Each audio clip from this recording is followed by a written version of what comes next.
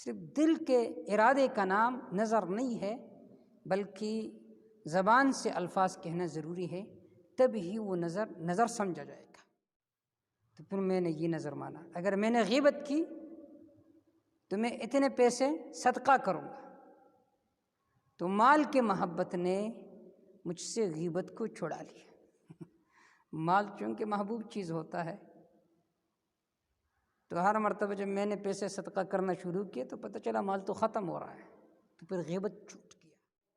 اسی طرح صدقۃ الفطر، کفارات اور نذر کا جو مصرف ہے وہ بھی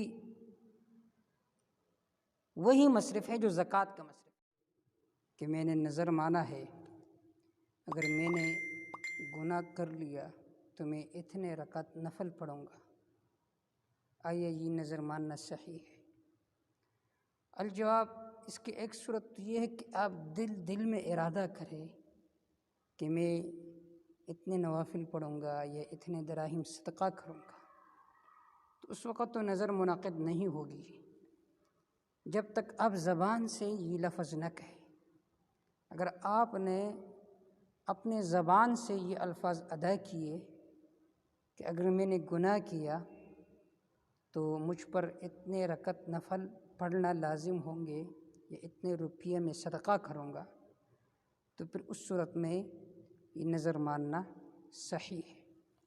باقاعدہ سلف سے نقل ہے کہ وہ باقاعدہ نظر مانتے تھے تاکہ گناہ چھوٹ جائے۔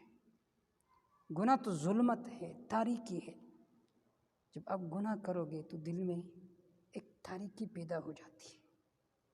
تو سلف سے نقل ہے کہ وہ باقاعدہ اس طرح نظر مانتے تھے تاکہ ان سے گناہ وہ چھوٹ جائے۔ لیکن اگر آپ صرف دل میں کہتے ہیں تو وہ نظر نہیں سمجھا جائے گا۔ البحر الرائق میں ہے وَرُكْنُهَا اللفظ المستعمل فیہا، کہ نظر کے جو الفاظ ہیں وہ الفاظ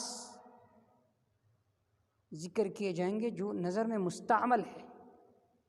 وَشَرْطُهَا الْعَقْلُ وَالْبُلُوغُ، اور عاقل بالغ آدمی اگر اس طرح الفاظ کہتا ہے جو نظر میں کہی جاتی ہے کہ مجھ پر نفل لازم ہوں گے یا صدقہ لازم ہوگا، تو تب ہی نظر منعقد ہوگا، دل سے نظر لازم نہیں ہوتا۔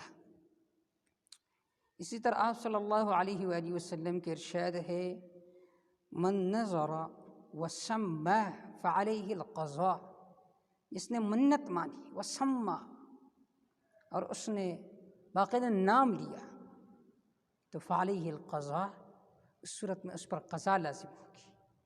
صرف دل کے ارادے کا نام نظر نہیں ہے، بلکہ زبان سے الفاظ کہنا ضروری ہے، تب ہی وہ نظر سمجھا جائے گا۔ اور اس طرح نظر ماننا بھی صحیح ہے، سلف سے اس طرح واقعات ثابت ہے۔ حضرت حرملہ رحمہ اللہ فرماتے ہیں کہ ابن وہب رحمہ اللہ وہ فرماتے ہیں کہ میں نے قسم کھائی کہ میں کسی کی غیبت نہیں کروں گا، اور میں نے کہا اگر میں نے کسی کی غیبت کی تو میں ایک روزہ رکھوں گا۔ اگر ایک مرتبہ کسی کی غیبت کی تو میں نے اتنے روزے رکھ لیے کہ میں لاغر ہو گیا، تو پھر میں نے یہ نظر مانا اگر میں نے غیبت کی تو میں اتنے پیسے صدقہ کروں گا۔ تو مال کے محبت نے مجھ سے غیبت کو چھڑا لیا۔ مال چونکہ محبوب چیز ہوتا ہے، تو ہر مرتبہ جب میں نے پیسے صدقہ کرنا شروع کیے تو پتہ چلا مال تو ختم ہو رہا ہے، تو پھر غیبت چھوٹ گیا۔ تو اس طرح نظر ماننا چاہیے، اس سے یہ کہ آدمی گناہ سے بچ جاتا ہے، چھٹکارا مل جاتا ہے۔ اور پھر نظر کا مصرف کیا ہے؟ نظر کا مصرف وہی ہے جو زکوٰۃ کا مصرف ہے۔ اگر آپ نے مطلق نظر مانا کہ میں صدقہ کروں گا، تو صدقہ سے مراد صدقہ واجبہ مراد ہے۔ جن پر زکوٰۃ ہوتا ہے ان پر نظر بھی ہوتا ہے۔ زکوٰۃ باپ کو نہیں دے سکتا آدمی، اپنے بیٹے کو نہیں دے سکتا، بہن کو دے سکتا ہے، اس کے علاوہ رشتہ داروں کو دے سکتا ہے، بیوی کو نہیں دے سکتا، اس طرح نظر کے جو رقوم ہے وہ بھی باپ کو نہیں دے سکتا، اپنے بیٹے کو نہیں دے سکتا، اپنی بیوی کو نہیں دے سکتا۔ علامہ شامی رحمہ اللہ نے اس بات کی تصریح فرمائی ہے کہ مصرف الزکوٰۃ والعشر هو الفقیر، اور فقیر کی تعریف فرماتے ہیں وہو من لہ ادنی شیء، کہ تھوڑا سا چیز اس کے پاس ہو باقی کچھ نہ ہو۔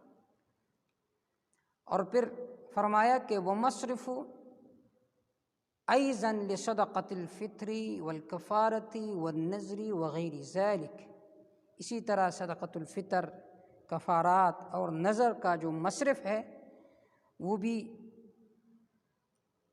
وہی مصرف ہے جو زکوٰۃ کا مصرف ہے۔ آگے لکھتے ہیں ولا یأکل الناذر منها، جس نے منت مانا ہے تو وہ اس سے کچھ نہیں کھائے گا۔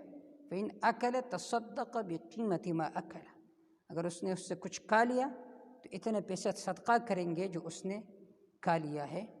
تو حاصل یہ کہ اس طرح نظر ماننا بھی صحیح ہے، اور اس کا مصرف وہی ہے جو زکوٰۃ کا مصرف ہے۔